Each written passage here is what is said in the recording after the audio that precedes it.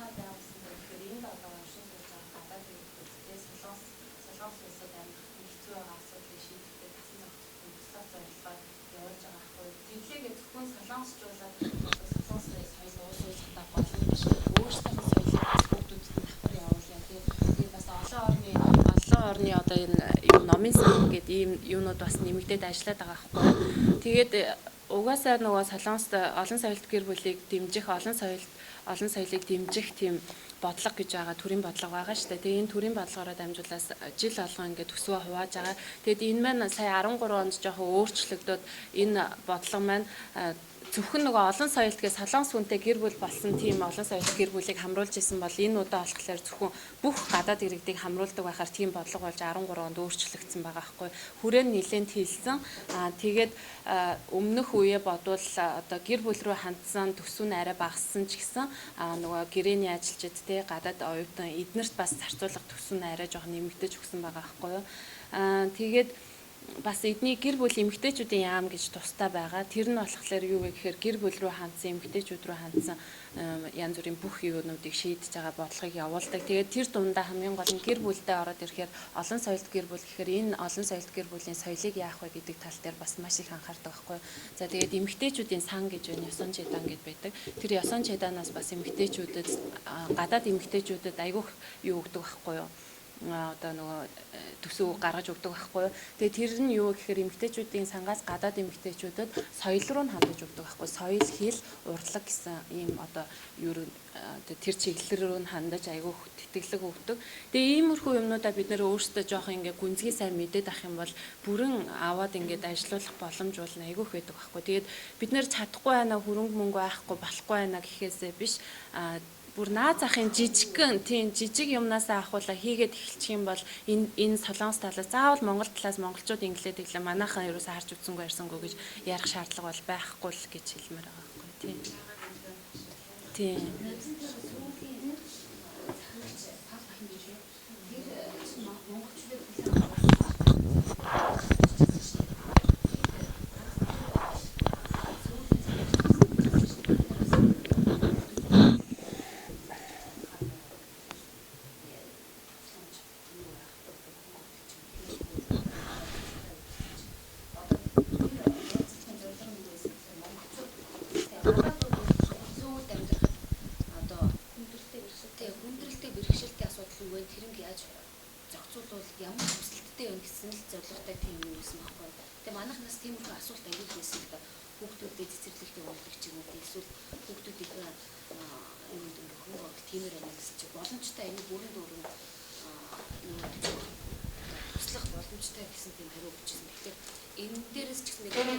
Төсөл бичээд те бид нар одоо шинэ хэдэн хүүхд хамруулаад тэрнгээ ямар багшаар цагийн хэдэн төгрөгийн хөлстэй энэ хүртэл ингээд тусгадаад юу хийгээд төсөл бичээд ингээд өгч юм бол тэрнгээ ерөөсөө төсөл бол нэлээд сайн олдох болол гэж бодож юу хөрөнгө оруулалт. Айгүй байдаг байхгүй.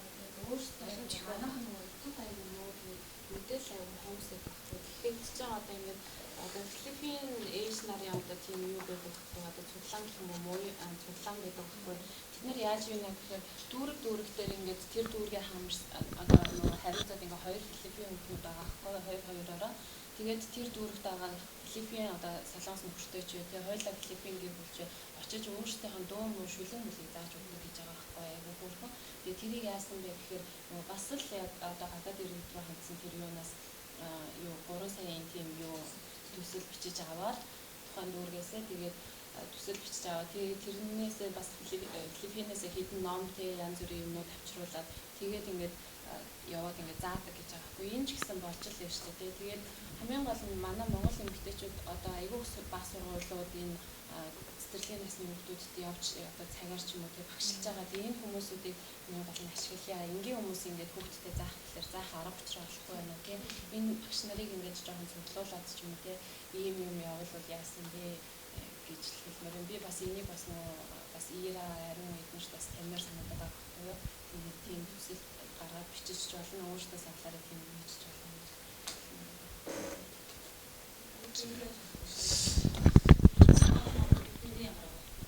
Эндээс өнөөдөр гарсан одоо юу гэдэг нь одоо өөрийн хамгийн түрүүнд ерөөсөө одоо энэ Монгол хэл соёлыг сургахыг ерөөсөө ээж нар өөрсдөө бүр үүргэн болгох хэрэгтэй юм байна. Тэрийг үүргээ болгоход бид нар ухуулга хийх хэрэгтэй байхгүй. Өнөөдөр таны үүрэг маш их чухал байна. Тийм учраас ээжээ та анхаарлаа хандуулаач ээ. Хүүхдтэй анхаарлаа хандуулаач. Монгол хэл соёлоо авч үлдэх тэр тал дээр маш их анхаарал хандуул. Бүр гуйж ийн гэдэг юм уу, уриалж ийн гэдэг юм уу, ямар нэгэн байдлаар хүмүүс нэг ийм явуулах чинь гэж ярьцдаг. Очих эсэ уг нь хийгүй хэрэгтэй юм байна да. Айгу хэрэгтэй юм биш дааж аймаг. Өнөөдөр ганц өөр арбайтанд явах гэсэн. Дандаа иймэрхүү юм ярьж байгаа. Тийм учраас ээжээ таны анхаарал халамж одоо энэ хүүхдэд хэрэгтэй байна. Та анхаарлаа хандуулаач ээ. Ээж сурцсан байхад аав хэлнэ шүү дээ. За аава та өнөөдөр хүүхдэд ингэж тэгж хэлэх юм бол наа чин тгий шүү. Хоёулаа ярьж агаад тэгээ хандах тэр хандлагыг ухаж уриалгах гэсэн.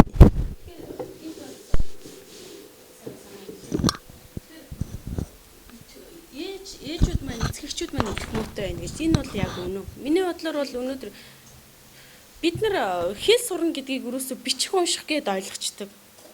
Бид нар гадаад хэлийг сурахдаа шууд уншаад шууд яриад эхэлтгүй үстэй. Эхлээд тэр үг чинь сонсон ойлгон тийм үү. Шууд бид нар өгүүлбэр холбоод бичээд эхэлтгүй үстэй. Тэгэхээр их хэлний хувьд ч гэсэн авч үзэхдээ бид нар хамгийн эхэлж энэ хүүхд ярьсан юмыг ойлгож гин үү? Дараа нь ойлгочоод ярьж сурж гин үү? Энэ бол бид нар хинээрч заалгаагүй бид нар их хэлээ сурцсан. Тэгэхээр зөв энээс нь эхлэх хэрэгтэй гэж бодож байна. Тэгээд бид нар ямар нэгэн байдлаар тийм үү заавал нэг зааланд авчирч суулгаж агаад нөгөөдөл чинь ингээд бичиг үсэг заалгаа сурах биш. Хамгийн их хэл сэтгэлгээг нь хүүхдэд сэтгэлгээг нь суулгахын өмнө өөрсдөө бид нар тийм хүсэл зорилготой байх хэрэгтэй. Тихгүй ингээд нэг амир за нэг заал байгууллаа хүүхдүүд эцгийнхээ авчираач ээ тэгээч ингээд байгаа биш. Хамгийн гол нь бид нар би Монгол хүн учраас би түрүүн тэнд хэлсэн тийм үү? Би Монгол хүн учраас миний хүүхдийн ирээдүйд хэрэгтэй учраас гэдэг үүднээс хүмүүс хандж ивэл энэ тийм.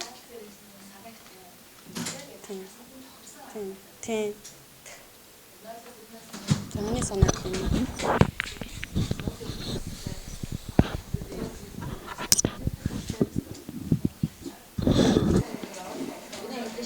Өмөрөө бид нар яаж заах арга олох вэ? Тэр аргыг бид нар мэрэгчлийн хүмүүсийн зөвлөгөөг дамжуулаад ээж авах хэрэгтэй. За тэр нөгөө Монгол одоо за зүгээр зам болоод очиод Монгол нэг хоёр сар амарч чинь тэгээ за тэгээ Монголоос баян тэгээд нөгөө янз бүрийн арга хийдэгүүдээ чинь ер нь Монголын юмдаа тархингуу ойрхон баян хурцлаасаа тэр нөгөө одоо юу гэх юм одоо хэл ярианы асуудал тэрнгээр тэрнээс биш би бүрий яг солонгос хүн гэдэг ээж нь үнэхээр тийм сэтгэлгээтэй хүн байх хүүхд насны гэж бодож шүү дээ. Тэгээд бид нар ч хүний гадар амьдарч байгаа Монгол хүн бид нар өөрсдөө Монгол хүн гэж бодож байгаа шүү дээ. Тэр бүх хэсэг ялгаагүй тийм байгаа би нөгөө уучраа болохгүй. Тэгээд хамгийн нийт аим хэцүү юм байгүйгээр жижиг юмнаас нэгдэх яа тийм баагаар юм явуул би аажны юм цаа юу хомроод явах боломжтой байсан. За манай байгууллагаас бас энэ хилцүүлгийг зохион байгуулсан өнөөдөр их хэлний асуудлаар бас их амжилттай сайхан бас хилцүүлэг бол өнгөрлөө. Ерөнхийдөө 12 хүний бас идей санааг та бүхний одоо бас гарах гарцуудыг бас тодорхой хэмжээгээр ямар өнөөдөр нөхцөл байдалтай байна. Тэр нөхцөл байдлуудаас яаж гарч болох уу гэдэг талаас та бүхний бас хэлсэн ярьсан зүйлүүдээс бол би өөр дээрээ тэмдэглэж аваад одоо та бүхэнд бас тодорхой хэмжээгээр хэдүүлээ бас санал хуваалцах тал руу өшөө бас дэлгэрэнгүй өшөө бас энэ нэг удаагаар бас дуусчих ёсгүй юм байна гэдгийг ойлголоо. Дахиад үргэлжилсэн бас юм байх хэрэгтэй байна. Хилцүүлэг байх хэрэгтэй байна. Уулзалт байх хэрэгтэй байна. Лекц байх хэрэгтэй байна. Сургалт байх хэрэгтэй байна гэдгийг ойлголоо. За ерөнхийдөө бидний нэг монголчуудын нэг сөрөг хандлага байна. Өнөөдөр бид нар мэдээллийн зуун дээр байгаа мөртлөө мэдээллийг хүлээж амьдраад байна. Хэн хизээ надад мэдээлэл өгөх бол доо гэж тэгж хүлээж авч байна.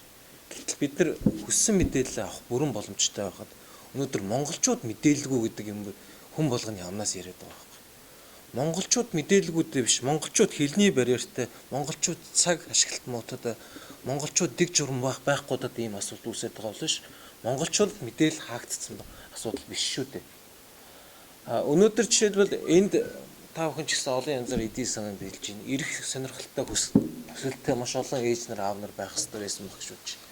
Яг гоо нийгмийн хэтэрхий султай байгаа тэр цаад одоо назгаарлалт нь юу явагдаад байна гэхэлэр ерөнхийдөө нөгөө цаг ашиглалт дээр их тааруу байгаад байгаа учраас хүн чинь нэг аль нь чухал, аль нь хэрэгтэй, аль нь одоо яаралтай гэдгээр ангилдаг шүү дээ хүний амьдралд. Тэр амьдралын тэр төлөвлөлтийн асуудал их тааруу байгаад байгаа мó гэж ойлгож байгаа. А нөгөө талаас яг өнөөдөр бид нар ингээд танхимын асуудал байна. Цахим сургалтын асуудал гэдэг яригдж байна. Одоо өнөөдөр бид бүхэн ингээд энийг бичиж чинь гэдэг чинь эргээгээд цаатал дахиад 5000 2000 хэдэн хүн үзэж сонирхохтой те тэрнээс шалтгаалаад одоо үргэлжлээд явах бүрэн боломжтой юм байна гэж би ойлгож байгаа. Гэхдээ ер нь ийм аливаа ийм хилцүүлэг дээр та бүхэн бас тоон дээр биш чанар дээр бас анхаарах хэрэгтэй. Яг тэгэхээр одоо танхим дүүрэн 30 40 хүмүүсд багч шингэхээ ойлчоод тэгээд мэдээлэл одоо хүний цаг гэдэг бол алтан шүү дээ. Тэгээ бие биенийхэн давхцаал ингээд байдаг учраас өнөөдөр бол энэ маш их аятайхан бас одоо юу гэдгийг яриа суухад боломжооны бас хэмжээ гэж би бол тооцож үзэж байгаа. Тэгэхээр бол тэр тал дээр бол асуудалгүй хаа гэж үзэж байна. За ерөнхийдөө бас нэг мэрэгжлийн хүмүүсүүд байгаад байгаа учраас бас яг одоо зовлон жаргалыг ойлгоод ямар гарцууд байж болох уу гэдгийг айгүй сайхан яриад хэлж ийн л та. За эхний ээлжинд бол энэ тэргуунд бол хэлний сургалтыг зохион байгуулъя гэж та бүхнээс санал ирлээ. Энэ өөр айгүй ач холбогдолтой сайхан одоо зүйл болж болох байхаа гэж бодож байна. За хоёр дахь зүйл нь бол нэг гарын авлага бол нэн тэргүүнд хэрэгтэй юм байна. Гарын авлага бол энэ хилийн чинд амьдарч байгаа хүүхдүүдийн зөвхөн их хилний асуудал биш, энэ цаана өөрөө усаар тогтнол улс орны үндэсний аюулгүй байдлыг ярьж байгаа шүү дээ. Энэ бол цаашдын одоо нэг 3 сая хүн амтай их улс маань бас байх уугүй гэдэг гүн гүнзгий сэдв ярьж байгаа учраас энийг бас бодлогоор бас улсаас бас дэмжих ёстой хаа гэж бодож байна. Тэгэхээр одоо гарын авлага маань ямар байдгийг боловсролын яамнаас жишээлбэл хэл сурахын тулд тэдээс сэдэн наснд ийм онцлог байдаг учраас ингэж зааж гэдэг юм уу. Нэгэнт их эцэг гэдэг бол өөрөө мэдээж одоо төрөөг учраас тодорхой хэмжээгээр бас нэг дэмжлэг бас хэрэгтэй байгаа шүү дээ. Тэгэхээр хажуу талд нь яг нөгөө гарын авлагын хажуудны А, Б, В-ийг нь яаж бичүүлдэг тэр мэдхийн тэр асуудлуудыг бас хажуу талд нь зэрэг бас ийм 2 3 ийм хэсэг номнуудтай байвал зүгээр баг. Бодвол мэдээж боловсролын яамнаас яг энэ чиглэлийн юм хийдэг байхад гэж бодож байна л та. За зуны кемп гэдэг нь айгүй бас чухал зүйл байх гэж бодож байна. Тэгэхээр орчиндоо энд жишээлбэл амьдарч байгаа 23300 гаруй иргэдийн хүүхдүүд нийллээ. За нэг удаагийн явуултаараа нэг 50 хүүхэд нэг вакуумжуулсан сургалттай дотооддоо маш их юм сурдаг судалдаг бие биенээсээ нөгөө талаасаа энэ бие биентэйгээ танилцах, нөхөрлөлийн хүрээллийг өргөжүүлэх тийм бас тусгай зуны бас кемп байгуулагдах юм бол энэ бас хайтаахан зүйл байж болох юм уу гэж харагдаж байгаа. За манай байгууллагын зүгээс болохоор ийм номын клуб бас байгуулъя гэж ярьж байгаа. Номноос бол маш олон юм сурдаг, судалдаг, суралцдаг. Юу гэхээр бие биенээсээ ном солилцдог клуб. Миний уншсан 30 номноос магадгүй 20 номноос магадгүй өнөрөөгийн унших хүсэлтэй ном байж байгааг үгүйсэхгүй. Өнөрөө манадаас нэг ном авлаа, эргээгээд би өнөрөөс нэг ном авлаа. Ингээд бие биентэйгээ солилцчихийдэг. Явцдаа тодорхой нэг хүрээлэлд яг бид нар яг энэ номныхаа талаар хилцчихийдэг. За энэ ном дээр бас нэг яг ийм аятайхан юм гарлаа. Энэ дээр бид та нарын идея санаа юу вэ? За 3 дахь зүйл нэг бол бид нар бас юу хийж болох вэ гэхэлэр тодорхой яг одоо яг ийм заалны хүрээнд ч гэдэг юм уу 5-аас 10 хүн цугларлаа гэж бодох юм бол 30-аас 1 цагийн хооронд Монгол хэл, соёл, үүх түүхийг үзсэн нэг сайхан видео бичлэг үзээд монгол хэл дээр тийм ээ хоорондоо сайхан ярилцаад юуг нь ойлгосон, юуг нь ойлгоогүй юм. Эндээс юу авууштай гэдгийг монголоор хоорондоо ярилцаад зөвхөн бидний хооронд биш хүүхдүүд бас байж болно. Их хэлний бас хоорондоо суралцуулах ийм байдлаар бас хийж болох юм уу гэж бас харагдлаа. За дебейт буюу одоо миний одоо бодол санаа ийм байна. Одоо та бүхэн мэддэг шүү дээ тийм ээ. Дебейт бас хийж болох юм байна. Илтгэгчдийн бас нэг сайхан юм гэдэг шүү дээ. Тодорхой яг нэг хүрээнд нэг сэдвийн доор ингээд илтгэгчүүд өөрсдийнхөө бодол санаагаа ингээд хийдэг. Эдний болохоор миний санаж байгаа юм болохоор оюутны холбоо хийдэг санаж энэ жил болгоо. Тэрийг бас өргөжүүлээд өшөө бас өргөн хүрээнд бас хийж болох юм байна гэж бас бодлоо. За танхим болон цахим одоо сургалтуудыг хийж бүрэн боломжтой юм байна. Тэрийг бол хийхдээ бол яг ийм байдлаар бас хийж болох юм байна. Ерөнхийдөө энэ сургалт хийгдлээ 10-аас 20 хүүхэд суулаа. тэрийгэ байнгын бичиж аваад бусад бас хүүхдүүдэд бас цааш нь тарааж ийж бас болох юм байна гэж бодож байна. Тэгэхээр Seoul Global Center-с бид нар бас байр сав бас хүсэж байгаа болохоор эдний цагтаа бас яриа 7 хоног болгондоо бас хагасанд нь гэдэг 5 дахьт нь гэдэг юм уу тухайн сургалтаа хийх гэж байгаа юм. Тэгээд цаг нараа тохирч байгаа бас энэ сургалтыг бол бас бүрэн боломжтой юм гэж бодлоо. Тэгээ бас хүүхдүүдтэй их эцэгт нь бас зар тараагаад ингээд өргөжлүүлээд энийг бас хийхөөр бүрэн боломжтой байна гэж бодож байна. За манай бас зарим хүмүүсийн хэлсэн тэр төсөл хэрэгжүүлж болох юм байна гэж ярьж байна. Миний зүгээс бол бас ингэж харж байна. Энд байгаа хүмүүсүүд бүгд тодорхой хэмжээгээр цагтаа нартай, ажилтаа, төрөлтөө ингээд байгаад учраас тусгаалаа яг бие дагаад ингээд төсөл хийгээд явна гэхлээр бас хэцүү байгаа. Яг тэрэн дээр цаг нараа яг ингээд зарцуулаад ингээд явахгүй бол хэцүү болчиход. Тэгээ бидний зүгээс нэн тэргуунд өөрсөндөө бас шийдэж хийж болох ямар зүйлүүд харагдаж байна вэ гэхлээр сургалт бол хий. Энэ клубын зарчмаар түрүүн ярьжсэн бас ийм байдлаар бас хийлгээд бүрэн боломжтой юм байна. Цаашд бид нар бас яаж хэрэгжих болох гэхээр нэгэнт 23,300 хүн ам маань энд байна гэдэг чинь бараг нэг аймгийн хэмжээнд буюу хүн амын маань бараг 1% амж ажиллаж амьдарч байгаа тохиолдолд яа харахгүй Монгол ордон ч гэдэг Монгол хэл соёлын төв бол байх ёстой байна гэдэг бол хэрэгцээ гарч ирж байгаа байхгүй. Тэгэхээр энийг бол бид цагаан дээр хараар хичээл сайхан албан тоод байдлаар хийх ёстой байна. Яг ийм одоо эрэлт хэрэгцээ байна. Гаргаж байгаа бас шийдлүүд нь юм байна. Гэтэ энэ бас хэрэгжих боломжтой. Ядчил бид нар бас болж байгаа болохгүй байгаа зүйлээ уламжилж ийж энэ хүмүүсүүд ойлгож мэдэж дараагийн цааталтанд төссөн мөнгөтэй холбогдож ярьж байгаа учраас дээш нь барьжил явахгүй болохоор зүгээр хинч бидэрт бол нэг зовлон жаргалгүй амьдраад байгаа юм шиг бас байгаад байгаа шүү дээ. Ямар ч асуудал гарахгүй байгаад байдаг. Энэ бол болоод байгаа юм байна гэсэн ойлголт байгаад. Гэтэл болохгүй бас байгаа юм байна. Болж байгаа зүйлийг өшөө дээш нь нэг алхам бас урагш нь сайжруулах бас зүйлүүд байгаад байгаа учраас энийг бас хийж болох юм байна гэж бодож байна. Гэх мэт ийм зүйлүүд байна. За монголч эрдэмтэд гэж бас байдаг. Бид бүхэн бас эднэрийн бас тусламж тусалцааг авах боломжтой байх гэж бодож байна. Яг тэгэхээр энэ төр жишээлбэл Солонгот хичнээн монголч эрдэмтэд бас байдаг нарийн одоо судалгаа бидэрт яг одоо байхгүй байна л да. Гэхдээ энэ хүмүүсүүд бол бас монгол гэсэн бас сэтгэл байгаа шүү дээ. Тэр сэтгэл дээр бид нар бас энд байгаа монголчуудынхаа бас хэлний асуудал дээр бид нар анхаарч бас болох юм байна гэж бодож байгаа. Та бүхэн бүгдээр мэдж байгаа. Энд 5 жил болчиход одоо 5 өгүүлбэр хооронд нь нийлүүлж ярьж чадсан болчихсон хүмүүс аяг болон биш. Нэг мундаг солонгос хэлтэй мөхлөр байхгүй. Мундаг монгол хэлтэй мөхлөр байхгүй. Ер нь нэг юм ирлийц ч гэсэн хүүхэд нь бол бүр хэцүү болчихсон. Тэгэхээр бидний зүгээс бол ийм асуудал байгаа учраас энийг шийдвэрлэе гэж байгаа зүйл дээр л ярьж байгаа. Тэгэхээр энийг шийдвэрлэхийн тулд саяны энэ бид бүхний яг ярьсан эдийн санаа 6-аас 7 эдийн санааг эхний ээлжинд хийгээд ингэ явах юм бүрэн боломжтой юм шиг харагдаж байна л да.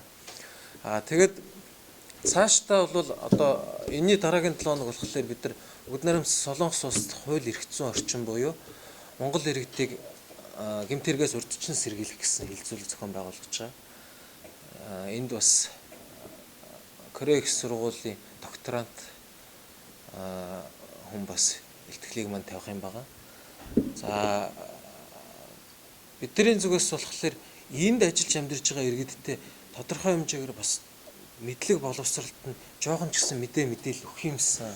Энд жоохон ч гэсэн тэр тижээл өгөх юмсан гэдэг талаас нь их төлхөө явж байгаа юм шүү. Маш олон хүмүүсд асууж байна л да. Арчсан намын үзэл бодол, үзэл баримтлалыг пропагандаг таа бүхэн сурталчлах гад яваад байгаа юм уу? Гэтэл үгүй. Бидний зүгээс яг Монголоо шинжилгээ гэсэн өрөөндөө бид бүхэн энд ажиллаж амьдарч байгаа иргэдийнхаа бас нэг болж байгаа болохгүй байгаа зүйлүүдийг шийдвэрлэхийн төлөө тодорхой хэмжээгээр чадах бидний зүгээс өөрсдийн бас иргэдийн дундаас хийж болох боломжтой зүйлүүд нь юу вэ гэдэг төлхөө бас бид нар анхаарч хийж байгаа юм шүү. Нөгөө талаас энд байгаа иргэдийн маань бол хувьд бол маш их мэдээллийн ангад цангацсан байна. Маш их мэдээлэл хэрэгтэй. Тэгсэн мөртлөө яг нөгөө цэгцтэй мэдээлэл бас байхгүй. Яг ийм ингээл хилцүүлэг болол танхимын асуудал яригдвал ингэх гэхлээр бас нөгөө идэвхий асуудал яригддаг байдаг. Тэгэхээр мэдээж олон янзын олон төрлийн шалтгаантай байгаа энэ хүмүүсүүдийг хүн болгоныг тим гэж хэлэхэд хэцүү. Гэхдээ ерөнхий мас маань их хойрог байна. Ерөнхийдөө л их хойрог байна. Үтэнсэн өдөр гэдэг ганц өдрөөр ерөнхийдөө амрыг гэсэн бодол эрмэлзэлтэй хүн байгаад байгаа. Мэдээж амралгүй байх. Энд бас энэ цаг зав ашиглаад ингэж ирж байгаа та бүхний хувьд бол одоо өөрийн бас зорьсон бодсон зүйлүүдээр ингэж энэ тусгаал нь ирсэн байгаа. Нөгөө талаас зөвхөн ингээд монгол хэлний асуудал биш. Дараагийн удаагийн бол зөвхөн одоо хууль эрх зүйн асуудлаас гадна бие биентэйгээ танилцж чинь, бие биентэйгээ сурж чинь, суралцж чинь гэх мэт олон юмнаас бол энэс бол та бүхэн сурч суралцах болно. Тэгээ манай байгууллагын зүгээс бол цаашдаа бол маш олон зүйлүүдийг төлөвлөсөн байгаа. Энэний дараа бол та бүхэн би сая тайлбарс хэлсэн байгаа. Дараа нь бид хүн бас нэг хэлцүүлэг хийн. За хагас потенциалтай бид хүн бас энд ажиллаж амьдарч байгаа залуучуудаа зориулаад заал бас авч байгаа. Энэ өөрөө ямар ач холбогдолтой юм гэхээр иргэдийн хувьд маань болохоор одоо ерөнхийдөө цаг зав зохистой өнгөрүүлж чадахгүй бас бол хүчин залуучууд маань суугаад одоо архитах асуудал их байгаад байгаа учраас энэ эргээд гэмт хэрэгт холбогдох байдал өндөр байгаад байна. Тэр утгаараа бид хүн бас залуучуудыг нийлүүлж 30-40 залуу жишээлбэл сайхан сакс тоглуулад сайхан хөлсөөр стрессийг тайлж эргээгээд ажлын байранд дах тэр стрессийг тайлснаар энэ хүмүүсд хоорондоо бас эерэг хандлага, эерэг уур амьсгал бий болох гэдэг байдлаар бас заал авч банкын бол үйл ажиллагаа явуулах бас нэг төлөвлөгөөтэй байгаа. За 12 сарын 27-нд бид хүн бас президент зочдлуудад шинэ жилээ хийх гэж байгаа. За ер нь ихэнх байгууллага, ихэнх энд үйл ажиллагаа явуулж байгаа төрийн болон төрийн бус байгууллагууд ихэвчлэн дандаа одоо янз бүрийн баяр наадмын тийм уур амьсгалтай зүйлүүдийг хийдэг. Бидний зүгээс бол төлхөө одоо иргэдтэй мэдээлэл өгье. Тийм чиглэлийнхаа юм руу хандъя гэсэн зүйлүүдийг хийж байгаа. Манай шинэ жилээр ч гэсэн ерөнхийдөө бид хүн бол шинэ жилээ илүү бас нэг одоо зөвхөн нэг архитектийн төвшөнд бас байлгахгүй тийм ээ. Хүмүүсүүд маань ирээд бие биентэй уулзтал архиа уух тал дээр биш ядаж тэр шинэ жилийн уур амьсгал ирж байгаа хүмүүсүүд маань бас баяр гэдэг одоо жилдээ ганц баярлж байгаа энэ баяраараа маш сайхан бас баярлалаа. Бидний хувьд бас тэр шинэ жилийнхаа хөтөлбөрийг бас их хайтайхан сайхан хийх юмсан гэсэн эрмэлзлээрээ манай бас тэр цэцүүлийн гишүүд маань бас маш сайн ажиллаж байгаа энэ төлөвлөлтийн ажил дээр. Гэх мэт ийм ажлуудыг бол ерөнхийдөө бол бид төлөвлөн ингээд ажиллаж байна.